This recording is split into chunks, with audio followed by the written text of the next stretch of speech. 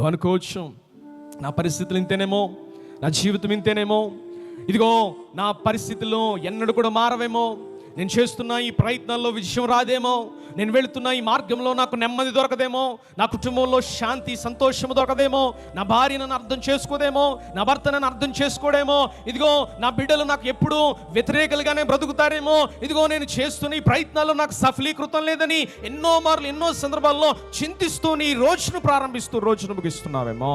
ప్రియదేవుని బిడ్డలారా, గమనించి విశ్వాసం ఉంచాం. నిరీక్షింపబడు వాటి యొక్క నిజ స్వరూపమే విశ్వాసం. దేవునికి స్తోత్రం కలుగునుగాక. దేవుడు నీ నావలో ఉన్నాడు. ఇదిగో ఆయన యందు విశ్వాసం ఉంచు. ఆయన అద్భుతాలు చేయగలిగిన వాడు, ఆశ్చర్యమైన కార్యాలు చేయగలిగిన వాడు కనుక నీ విశ్వాసంలో కుడికి కానీ ఎడమకు కానీ వైదొలకుండా ఈ అంచె దినములలో దేవుడు నీకు అనుగ్రహించి నీ విశ్వాసాన్ని జాగ్రత్తగా చేత పట్టుకుని ముందుకు వెళ్ళాలా. ఎందుకో తెలుసా? ఏర్పరచబడిన వారిని సైతం మోసగించుటకు అపవాది గర్జించు సింహం వలె తిరుగుతా ఉన్నాడు గనుక, ఇదిగో దేవుడు నీకు అనుగ్రహించిన విశ్వాసాన్ని చేతపట్టుకొని ఇదిగో నీ పరుగు పందెంలో ముందుకు వెళ్ళాలి. దేవుడు ఒక రోజు నీకు అనుగ్రహించే ఇదిగో ఆ జీవ కిరీటం పొందుకునేంత వరకు కూడా నీ విశ్వాసాన్ని ఎన్నడూ కూడా నువ్వు విడిచిపెట్టవద్దు. దేవునికి స్తోత్రం కలుగునుగాక.